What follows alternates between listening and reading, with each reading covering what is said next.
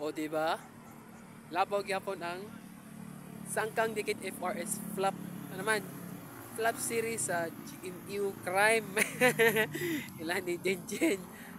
Di ko mutong tanaw na. Pero ang gisunsuon sa suspense. Pero ang di malasa yun, ang GMU Crime, nung sar man taon. Uy, flop yun na. Sama naman di ay na. Ano man?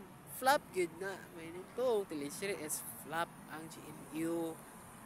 Kay dugay na may vlog na sa hagubda sa may hagubya Mandawi City, Cebu. Man flop series sa GMU Crime ani sa sangkang dikit FRS flop. Ikopyahan gisunsuon ang suspense. Pagkaday malasa ni paghiway batasan.